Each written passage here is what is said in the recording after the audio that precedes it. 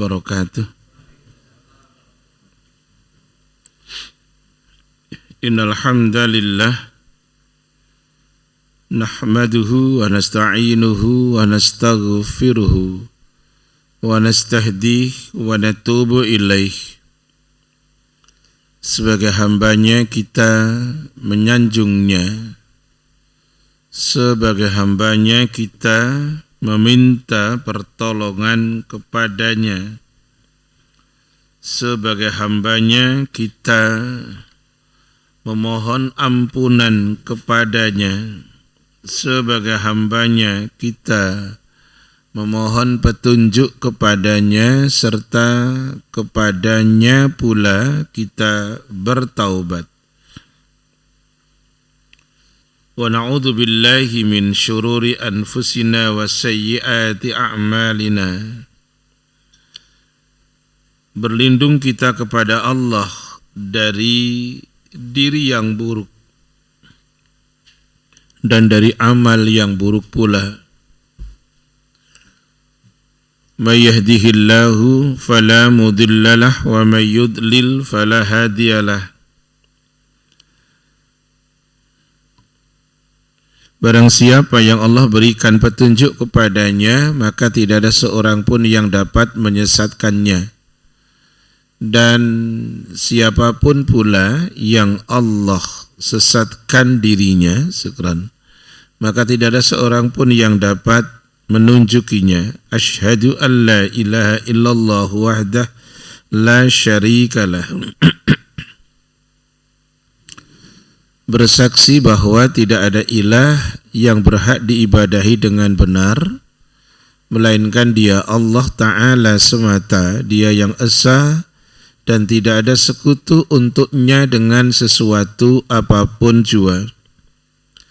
Wa asyhadu anna Muhammadan abduhu wa rasuluhu sallallahu alaihi wasallam wa ala alihi wa ashabihi ajma'in wa man tabi'ahum bi ihsanin ila yaumiddin.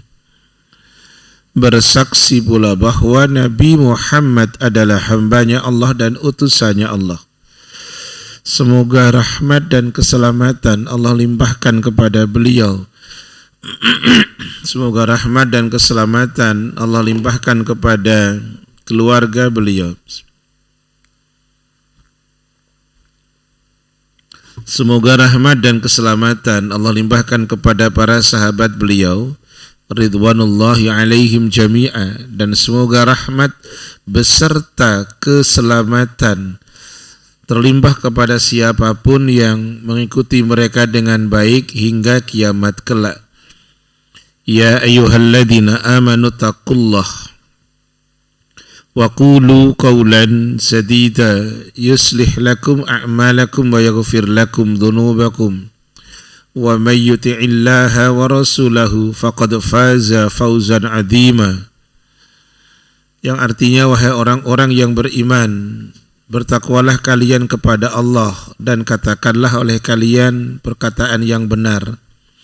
Niscaya Allah akan memperbaiki amal-amal kalian. Niscaya pula Allah akan mengampuni dosa-dosa kalian. Siapa yang mentaati Allah dan Rasul-Nya, maka sungguh dia telah mendapatkan kemenangan yang sangat besar. Muqaddimah ini ada di dalam surat yang ke-33 ayat 70 dan 71.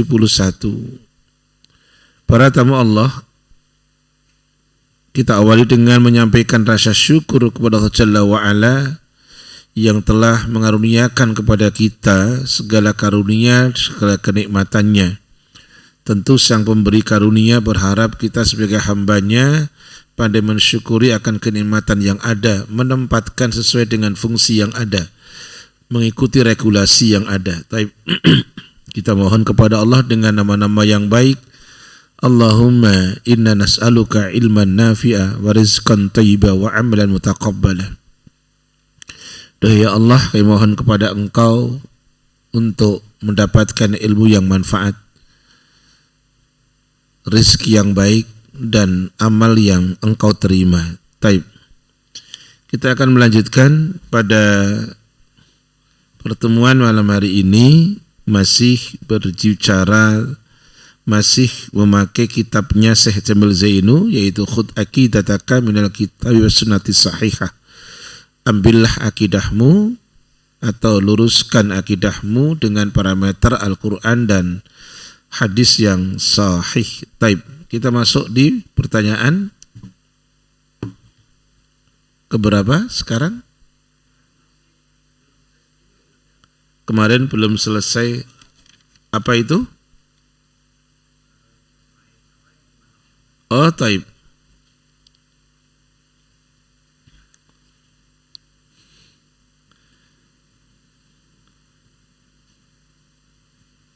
Pertanyaan yang nomor 10, Syekh ditanya,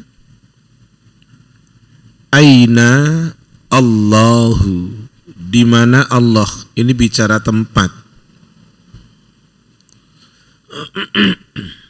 Tentu ketika bicara tentang di mana Allah, itu terkait dengan masalah tauhid, asma dan sifat. Nama-nama dan sifat Allah. Sekali lagi, boleh jadi kita pernah mendengar kata-kata seperti ini, Allah di mana-mana.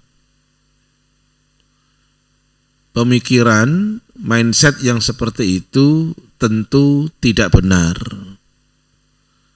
Allah itu sebagaimana yang akan kita bahas, Dia bertempat, tetapi tentu tidak boleh kemudian kita tamtsil. Apa itu tamtsil? Menyamakan dengan makhluknya. Tidak boleh. Dijawab oleh Syekh ketika ditanya tentang di mana Allah, Syekh mengatakan Allahu fauqal arsy alas samai. Allah itu berada di atas arsy.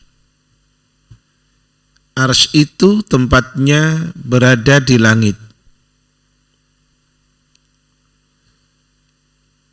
Tidak bisa kita logikakan kemudian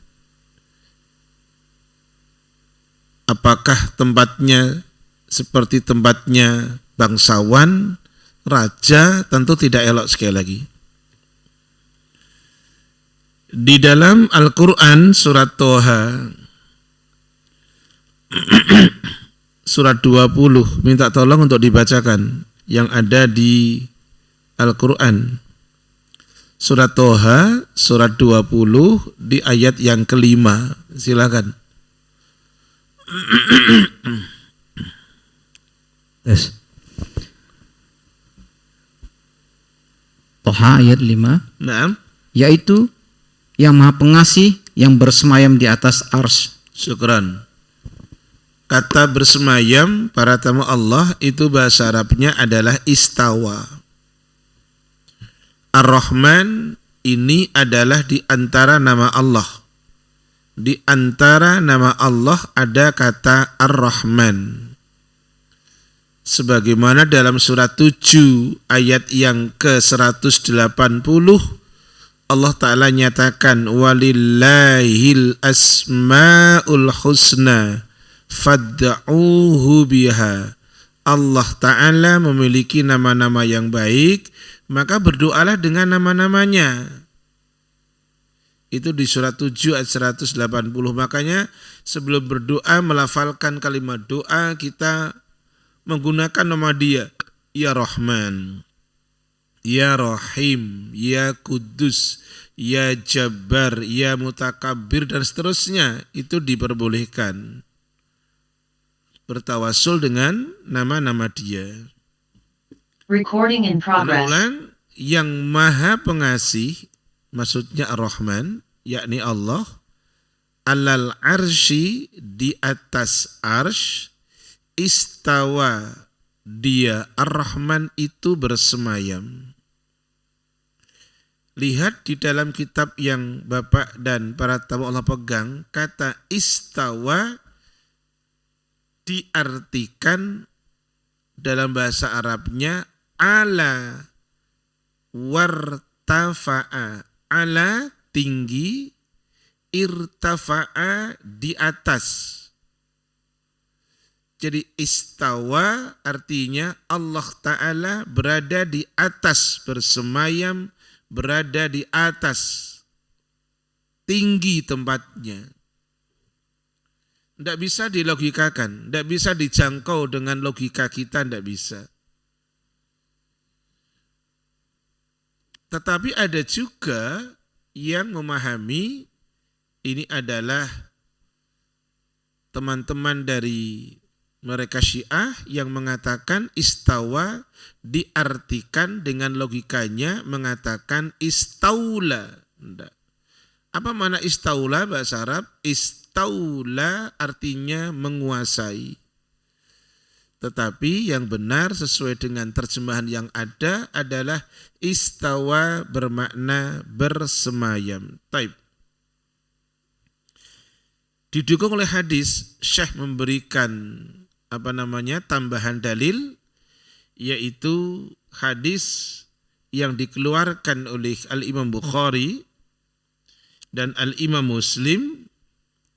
Di dalam kitab dikatakan innallaha kataba kitaban, Allah itu mencatat satu catatan. Kemudian di endingnya hadis fahuwa indahu fauqal arsy, dan dia di sisinya di atas arsy. Taib. Itu yang terkait dengan tauhid al-asma wa sifat, nama-nama dan sifat Allah. Kita cuma sekedar menerima, tidak boleh kita logikakan. Sekali lagi, ranah logika kita matikan ketika berbicara tentang asma dan sifat. Taib. Kemudian pertanyaan nomor 11. Hal Allahu ma'ana? Hal apakah Allah ma'ana bersama dengan kita? Akidah Ahlus Sunnah wal Jamaah berbeda dengan wihdatul wujud. Berbeda. Apa itu wihdatul wujud? Yaitu Allah bersemayam pada diri Allah, menyatu pada diri hambanya. Itu wihdatul wujud. Tidak benar yang seperti itu. Dan ketika berbicara tentang Allah bersama dengan hambanya, Allah tidak bersama secara fisiknya. Allah tidak bersama akan zatnya. Tidak. Tetapi dijawab oleh Syekh, apakah Allah bersama dengan kita? Ya, betul. Tetapi ma'ana bisam'ih, Allah bersama dengan kita dengan pendengaran Allah. Kemudian wa ru'yatihi, dengan penglihatan Allah. Wa ilmihi, dan ilmunya Allah. Jadi bukan zatnya. Pendengaran dia, penglihatan dia, pendengarannya sanggup menjangkau seluruhnya, baik yang tampak maupun yang tidak nampak. Penglihatannya demikian, ilmunya juga dengan demikian. Taib. Minta tolong yang punya arba'in untuk dibuka. Ada arba'in di sini? Siapa yang punya? HP-nya dipakai? Oke. Ini saya ingin tunjukkan tentang Allah bersama dengan kita di dalam tadi pendengarannya, penglihatannya, dan ilmunya. Taib.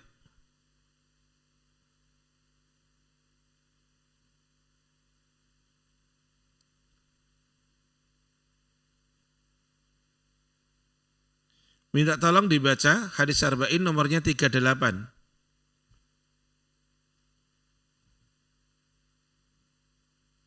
Hadis arba'in nomornya 38. Oke, silakan.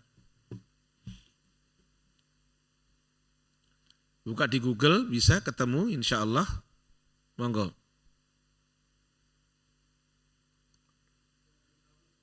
Ya, silakan. Tes.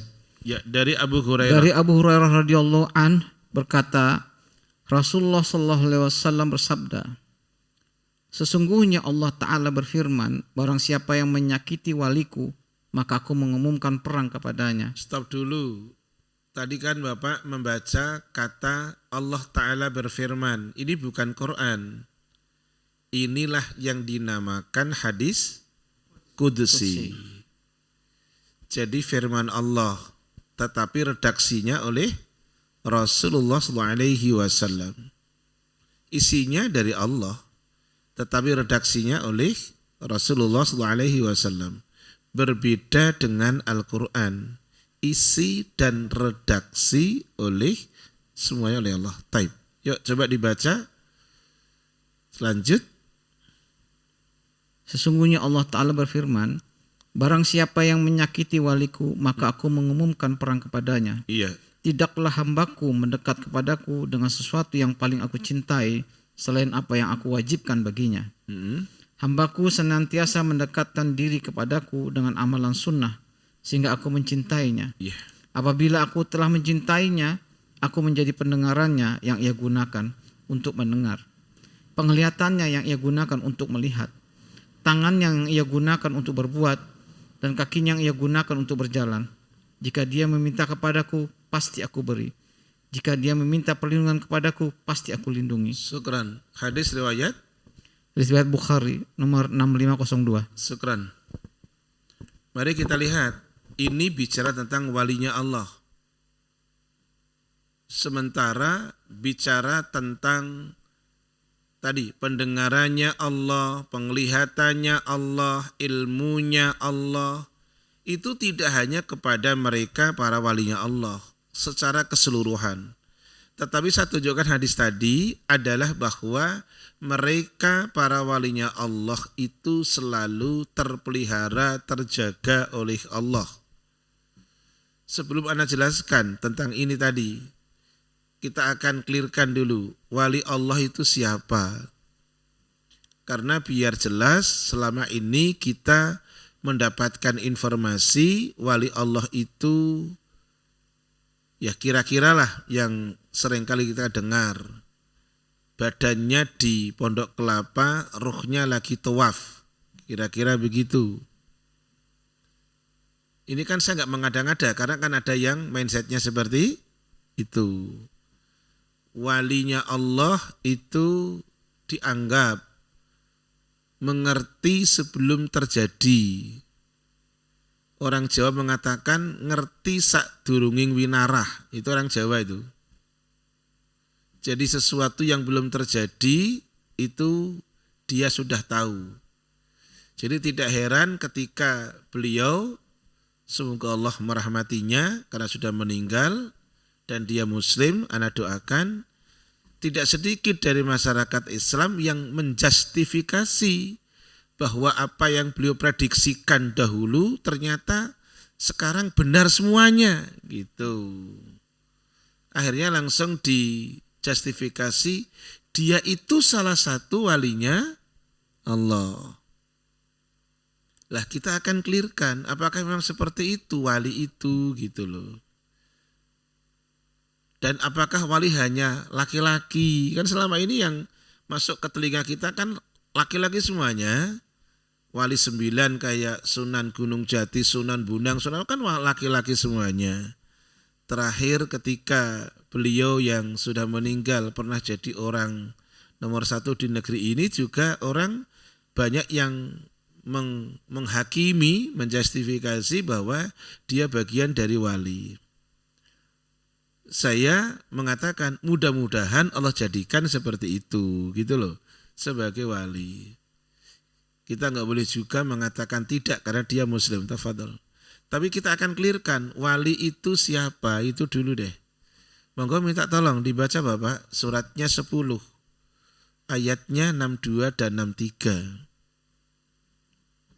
Oke, silakan.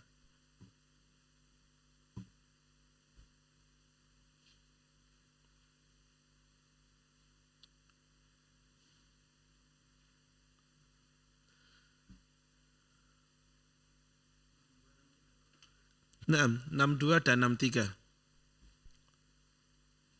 Tes. Surat Yunus ayat 62. Ingatlah wali-wali Allah itu tidak ada rasa takut pada mereka dan mereka tidak bersedih hati. Ini ayat 62 bicara tentang wali-wali Allah gitu. Oke. Ayat Terus 63 63. yaitu orang-orang yang beriman dan senantiasa bertakwa. Ini dalilnya. Ini dalilnya. Karena ayat tadi, hadis tadi maaf Awan. Hadis tadi yang dibaca awal tadi itu bicara tentang wali Allah yang dijaga betul dengan apa? Pendengarannya, penglihatannya, ilmunya oleh Allah Ta'ala. Lah, ayat hadis yang nomor 38 tadi itu berbicara bahwa para wali Allah itu dikatakan tidaklah mendekatkan diri kepadaku kecuali dengan apa yang aku fardukan kepadanya. Jadi para walinya Allah itu senang melakukan yang Allah Ta'ala fardukan. Bapak, para tamu Allah sudah tahu. Tapi masih koma, lanjut. Senantiasa, tadi kan begitu kan? Senantiasa, ini bicara wali Allah itu. Hambaku mendekatkan diri kepadaku dengan amalan-amalan yang sunat. Dalam kurung anjuran.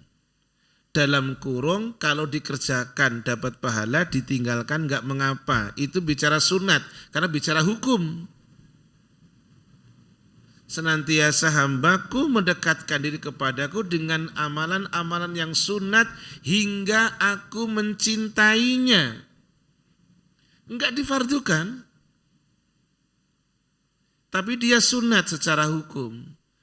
Karena sunat itu definisinya ulama fikih akan menerjemahkan sunat adalah ma yuthabu ala fi'lihi, bahasa Arabnya wala yu'aqabu ala tarkihi.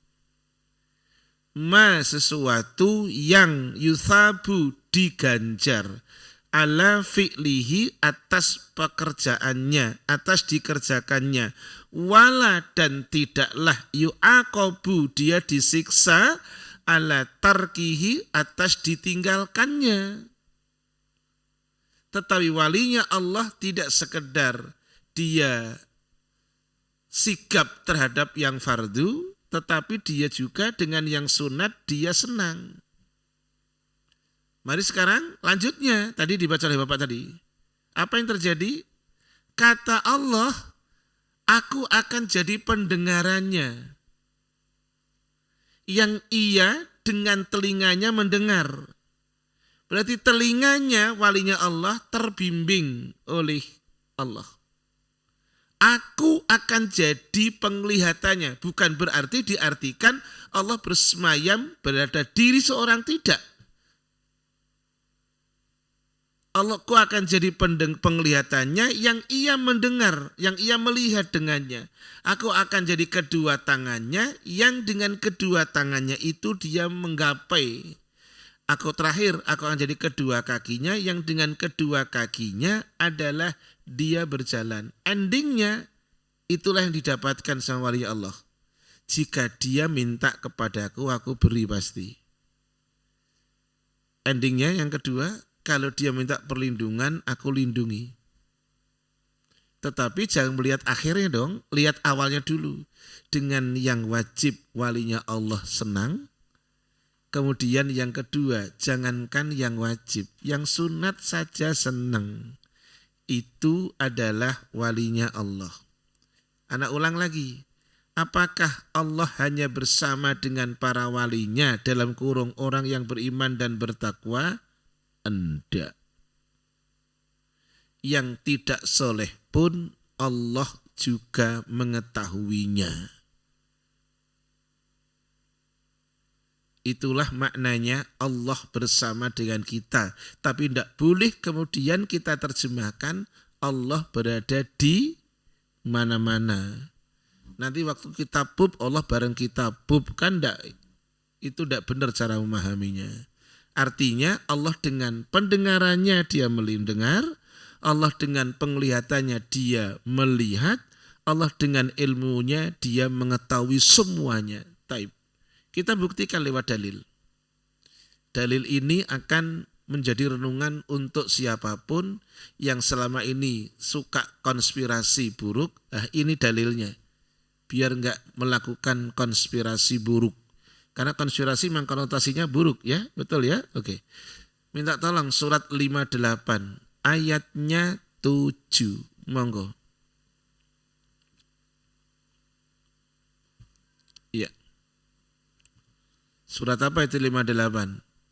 Al apa? Iya, silakan. Monggo Bapak untuk dibaca ayatnya 7. Naam.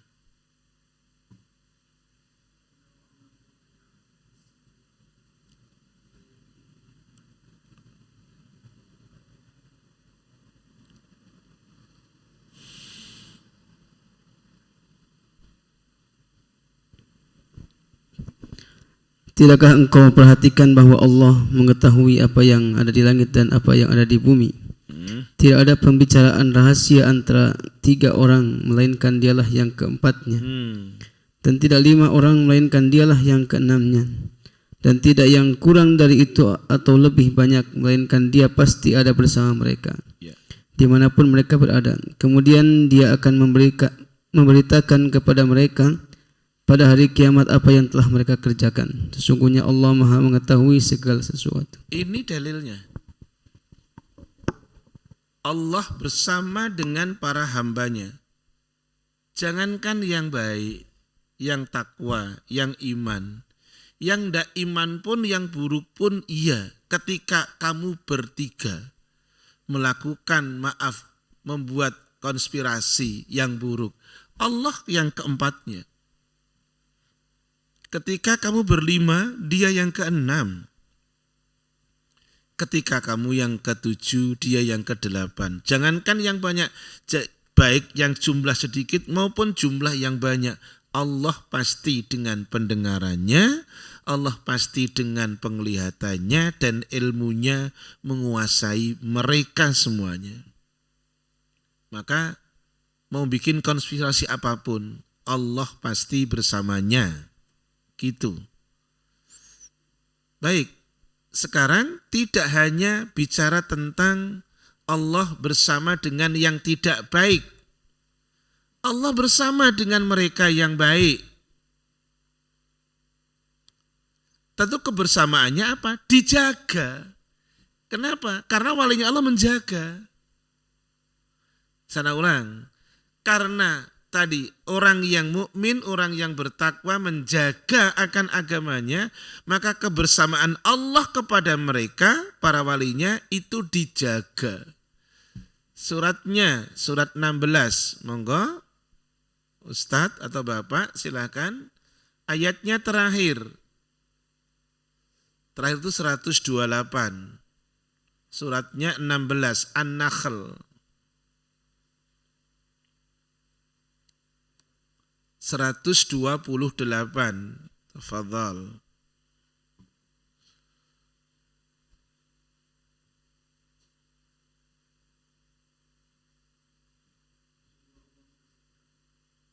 Ayatnya dulu Ustaz, pendek banget.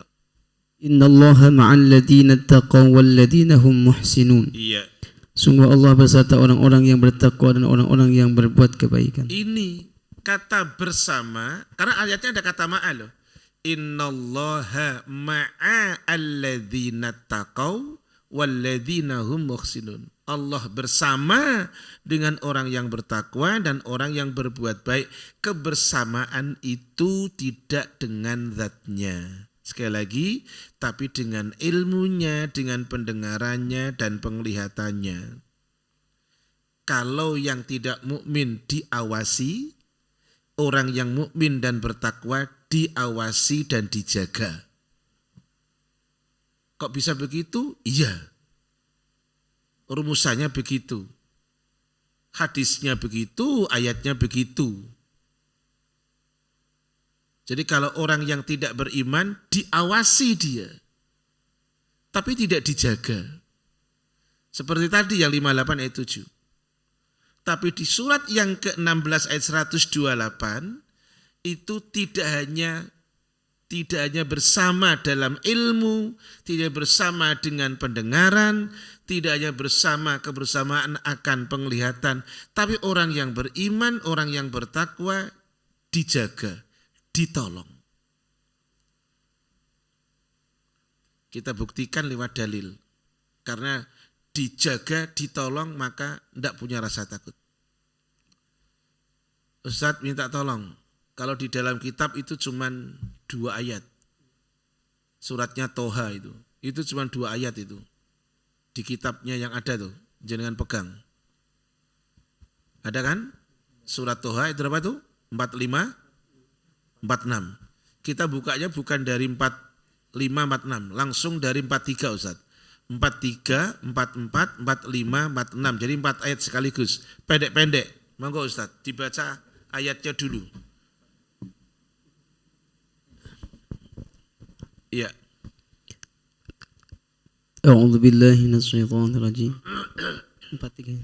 Ayat 43 surat Toha. Idhaba ila fir'auna innahu tagha.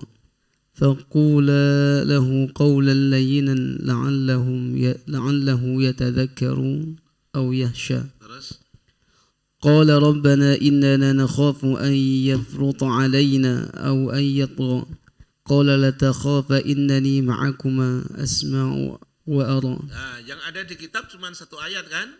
Ayat berapa? 46. Kita lihat dari 43 wes.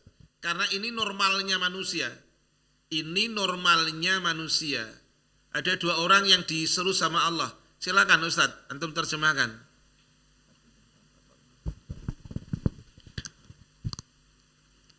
Bismillah. Pergilah engkau beserta saudara-saudaramu dengan membawa tanda-tanda kekuasaan. Ayat 43. Oh, 43. Masya Allah. Pergilah kamu berdua kepada Fir'aun karena dia benar-benar telah melampaui batas. Kira-kira siapa Bapak? Para tamu Allah, 2 orang itu. Musa sama Harun. Musa sama Harun alaihi wassalatu wassalam diperintah oleh Allah untuk memberikan dakwah, seruan kepada Fir'aun yang dirinya memproklamirkan kalau dirinya sebagai Tuhan. Walaupun endingnya dia nyesel juga mengakui akan Allah sebagai Tuhan, tapi posisinya dia sudah akan tenggelam, maka enggak diterima tobatnya. Ini bicara mekanisme dakwah. Walaupun dia zalim, serulah kepada kebenaran. Coba ayat 44-nya Ustaz, terjemahkan. Maka bicaralah kamu berdua kepadanya Fir'aun dengan kata-kata yang lemah lembut. Mudah-mudahan dia sadar atau takut. Ini regulasi dakwah. Keduanya diperintah oleh Allah. Kamu ngomong sama Fir'aun. Kamu dakwai dia. Tapi dengan catatan lemah lembut, jangan keras, jangan kasar. Kamu dakwai dia. Ini regulasi umat Islam loh, yang saat ini menjadi PR umat Islam secara keseluruhan. Jangan keras, jangan kasar. Allah perintah kepada keduanya, kamu dakwai dia dengan lemah lembut. Itu saja Allah mengatakan, mudah-mudahan saja dia sadar dan takut. Mudah-mudahan, penentunya bukan dia, penentunya Allah. Rasul mentalkin Abu Thalib. Akhirnya meninggalnya apakah mukmin? Enggak juga. Mudah-mudahan. Bukan sebagai decision makernya masalahnya, Allah sebagai penentunya. Tapi yang harus kita lihat tadi, kaulan layyinan, lemah lembut. Jadi tidak heran para tamu Allah, kalau ada hadis, ya hadis ini sanadnya dari sahabat Rasul yang bernama Harisah bin Wahab al-Khuzai radhiyallahu anhu, beliau sampaikan Rasul bersabda, ala adullukum bi ahli nari. Kata Rasul kepada para sahabatnya, kamu mau ndak aku tunjukkan tentang penduduk neraka? Kata sahabat, qalu bala, tentu Rasul. Di hadis yang ini ada 3 penduduk neraka. 1, kullu utullin, semua orang yang keras dan kasar. Keras hatinya, kasar sikapnya, itu sudah satu kesatuan. Tidak bisa dipungkiri. Kata keras beda dengan tadi, beda dengan tegas, beda no. Keras dan kasar, kullu utullin. Yang kedua, jawadin, semua orang yang tamak lagi rakus. Yang ketiga, mustakbirin, semua orang yang sombong. Itu ahlun nar. Lah, Fir'aun tadi didatangi 2 orang, yakni hamba Allah yang soleh, dia diperintah untuk dakwah dengan lemah lembut. Itu 4. 4-5-nya terjemahkan Ustadz. Keduanya takut, ngeri. Ya namanya dengan maaf orang yang killer gimana sih kalau nggak ngeri? Coba 4-5-nya. Keduanya berkata, ya Tuhan kami, sungguh kami khawatir dia akan segera menyiksa kami atau akan bertambah melampaui batas. Ini kan manusiawi toh. Dia akan mendakwai kepada seseorang yang bengis, kejam. Ya pasti akan tadi punya rasa takut. Tapi kemudian endingnya di 4-6-nya. Kata Allah, silakan Ustaz. Dia Allah berfirman, janganlah kamu berdua khawatir, sesungguhnya aku bersama kamu berdua. Aku mendengar dan melihat. Adakah yang takut kalau udah begini? Ya udah ada no. Kalau orang sudah maaf akidahnya kuat seperti ini, Allah akan bersama dengan dirinya, lautan pun akan dia lalui. Gunung yang tinggi akan dia daki, kayak penyair wae ya. Ya kan gitu, karena Allah bersama dengan dia. Tapi bukan nekat, bukan al-nekatiyu wal apa enggak, bukan nekat, pakai perhitungan. Apa perhitungannya? Tadi mekanismenya dipakai. Kamu dakwai dia, jangan dengan keras kasar, jangan. Dakwai dengan lemah lembut. Mudah-mudahan dia sadar. Masih punya rasa takut. Kami takut, khawatir kalau dia akan memberikan perlakuan buruk kepada kami. Kata Allah, qala la takhafa innani ma'akuma. Jangan kamu takut kalian. Aku bersama dengan kalian berdua. Asma'u wa ara. Loh endingnya. Aku melihat, aku mendengar. Wa ara, dan aku melihat kamu. Maka orang mukmin, para walinya Allah, orang yang bertakwa, dijaga kebersamaannya Allah dengan mukmin dan muttaqin lewat pendengarannya, penglihatannya, dan ilmunya dalam penjagaannya. Jadi tidak heran para tamu Allah, Rasulullah makanya ngasih nasihat kepada anak paman beliau. Rasul itu ngasih nasihat sama putra paman beliau, mufassir di era sahabat. Siapa coba yang didoakan? Abdullah bin Abbas radhiyallahu anhuma. Bapak tolong dibaca di Arba'in yang ada Google-nya. Arba'in nomor 19. Jangan baca. Nanti ada kata itu. Nasihatnya siapa tadi? Rasulullah SAW kepada putra paman beliau. Abbas itu punya 2 putra laki-laki semuanya. Yang tertua namanya Abdullah. Yang muda, yang kedua namanya Fadl. Oke Ustaz. Sudah ketemu dari Abul Abbas. Monggo Bapak yang sudah ketemu. J.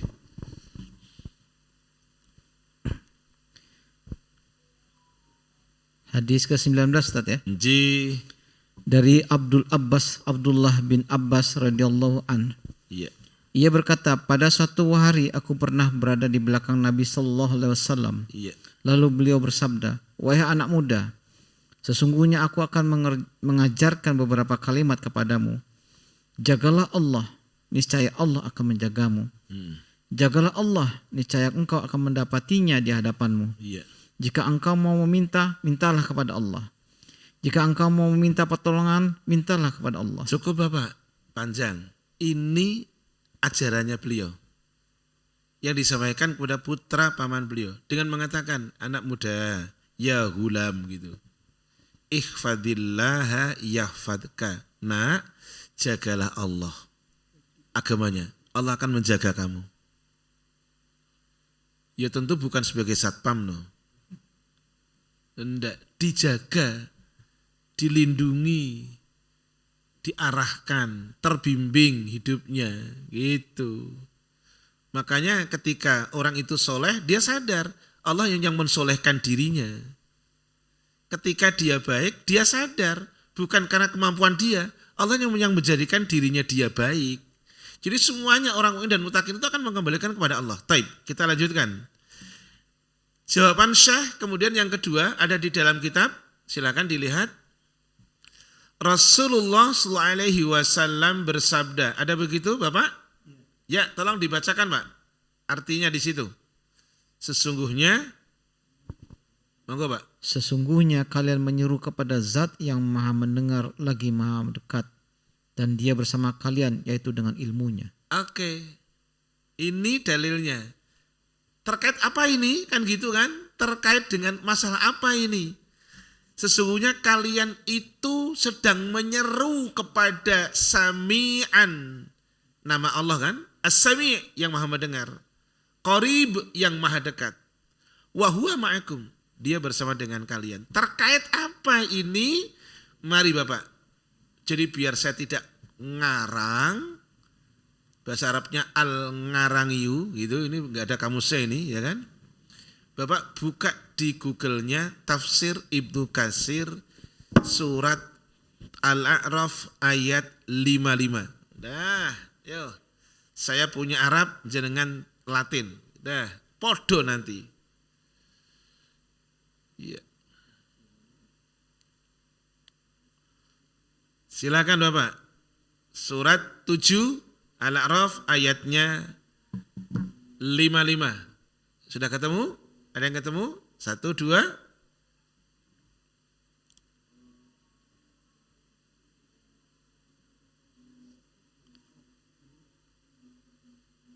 Sebentar.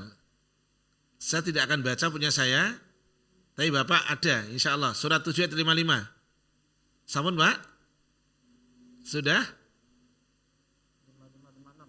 Apa? 55 aja.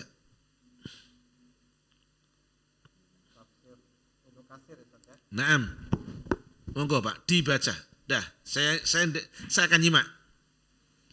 Berdoalah kepada Tuhan kalian dengan berendah diri dan suara yang lembut. Sesungguhnya Allah tidak menyukai orang-orang yang melampaui batas. Ya, penjelasannya.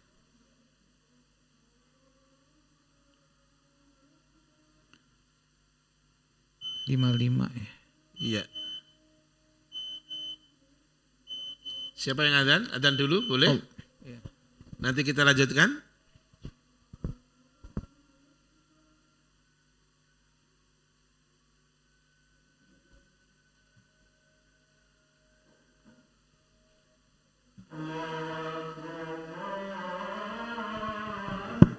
Iya.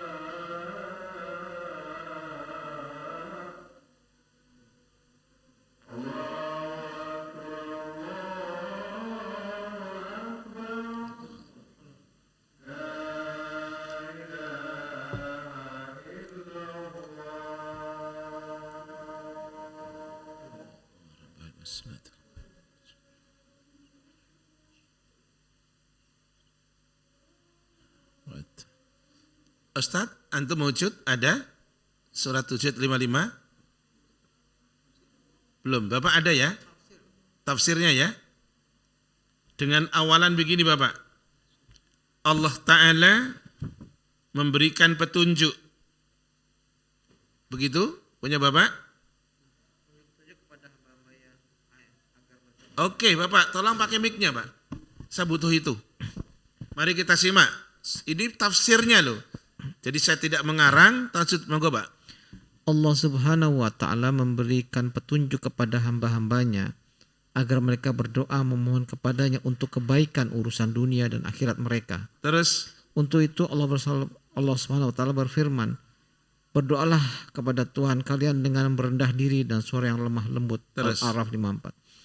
Menurut suatu pendapat, makna yang dimaksud ialah mengucapkan doa dengan perasaan yang rendah diri, penuh harap dan dengan suara yang lemah lembut.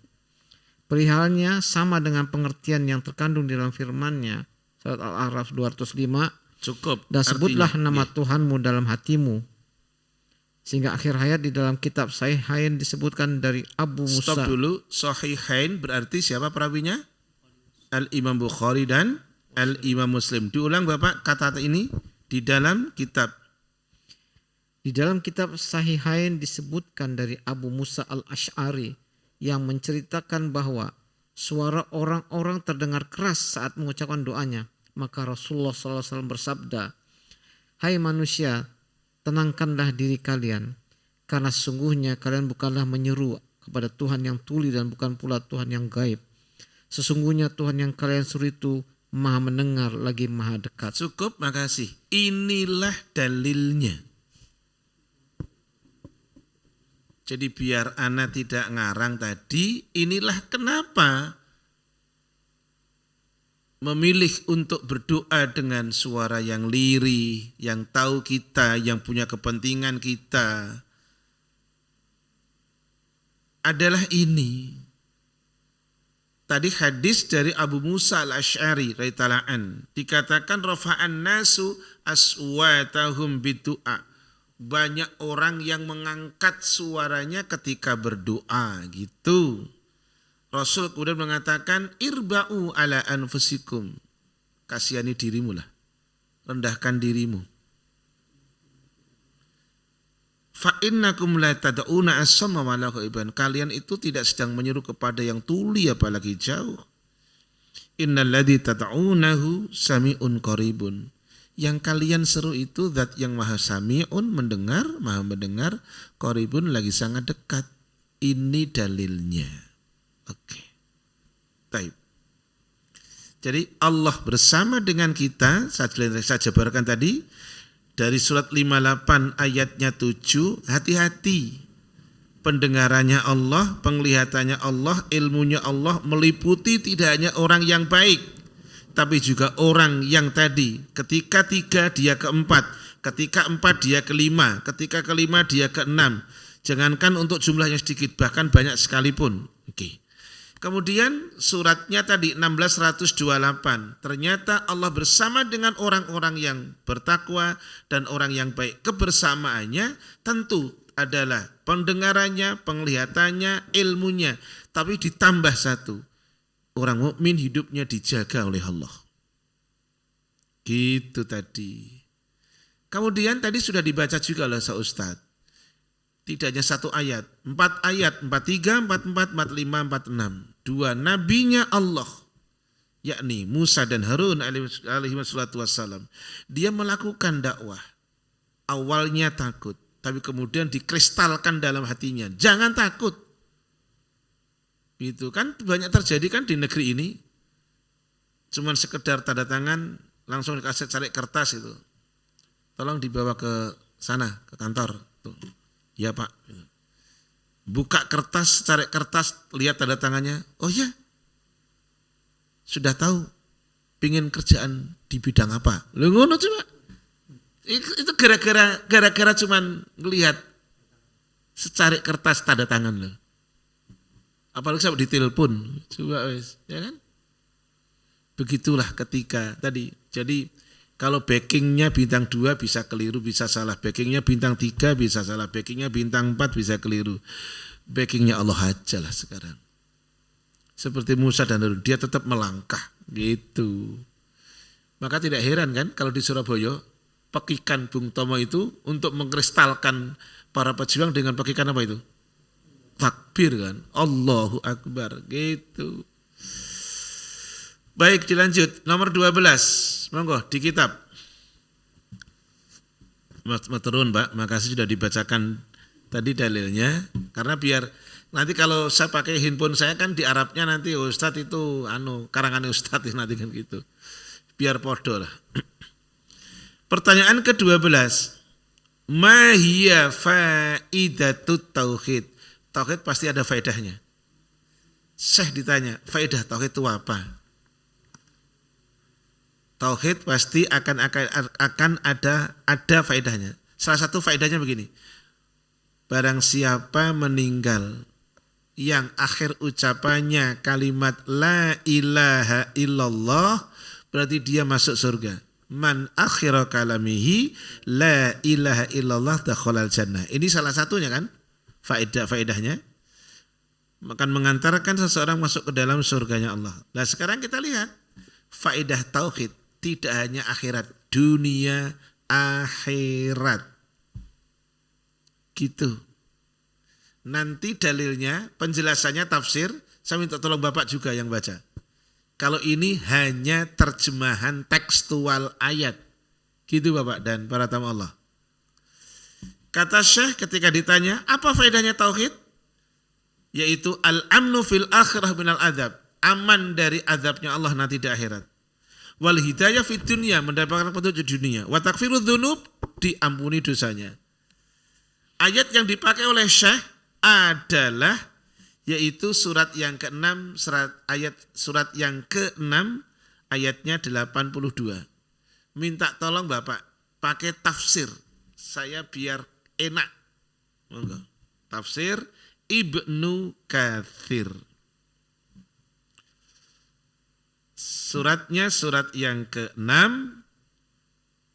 ya, ayatnya ayat yang ke-82.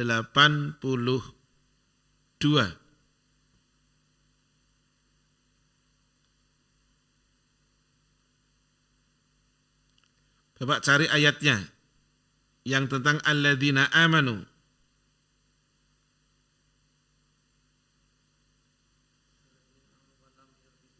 Ya, na'am, betul sekali.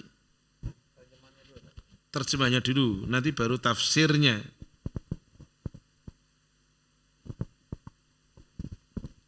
Orang-orang yang beriman dan tidak mencampur adukan iman mereka dengan kezaliman atau syirik, mereka itulah yang mendapat keamanan dan mereka itulah adalah orang-orang yang mendapat petunjuk. Ya, artikan terus.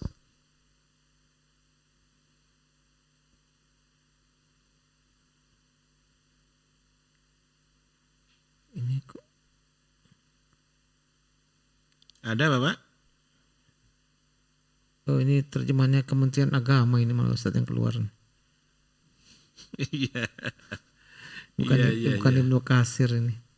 Baik, ada enggak penjenengan? Ibnu Katsir Ustaz ya? Na'am yono. Yakni mereka adalah gitu loh. Ada. Podo punya jenengan dengan saya sama. Jadi biar saya kenapa saya minta tolong jenengan karena supaya tidak ngarang gitu loh. Baik, ketemu belum Bapak? Ibnu Katsirnya belum Ustaz. Lemot? Iya. Enggak lah. Ustadz ada? Ada Ustaz. Ibnu Katsir. Baik, saya akan tunjukkan sekarang. Ini punya saya lah. Jangan sambil cari. Mereka adalah orang-orang yang memurnikan ibadah hanya kepada Allah semata. Ada di situ? Ada? Ada. Minta tolong Bapak, jenengan baca.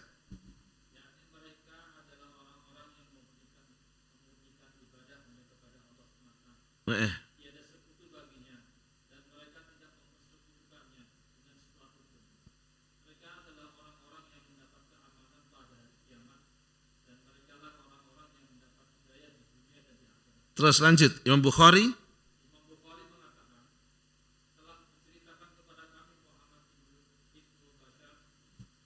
telah menceritakan kepada kami dari Syu'bah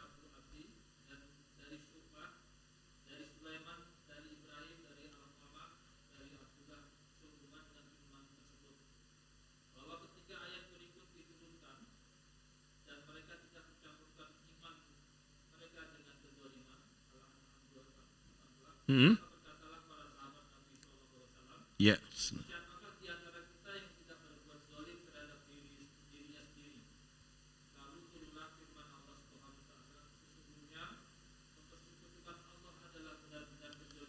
Cukup banyak itu penjelasannya. Jadi yang dimaksud dengan zalim tadi adalah syirik. Faedah dari tauhid sekarang ketemu.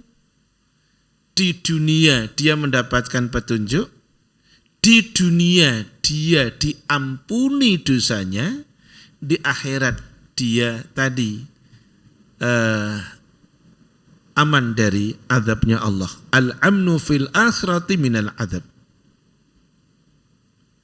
Makanya ketika ayat itu turun, para sahabat mengatakan demikian. Fa'ayyuna lam yadlim nafsah. Siapa di antara kami Rasul yang tidak pernah berbuat dolim? Maksudnya dolim secara umum. Apa kata Rasul? Bukan itu maksudnya.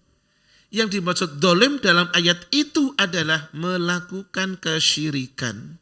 Jadi ketika keimanan, ketika tauhid sudah bercampur dengan kesyirikan, pepatah berbunyi, akibat nila setitik maka rusak susu.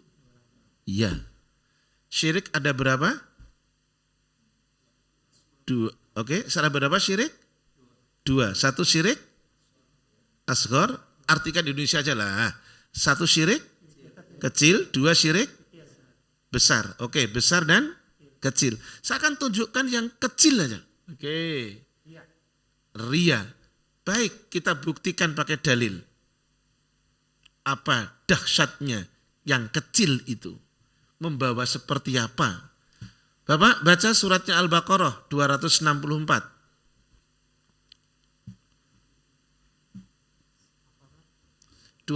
Al-Baqarah surat yang kedua, ayatnya 264. Monggo.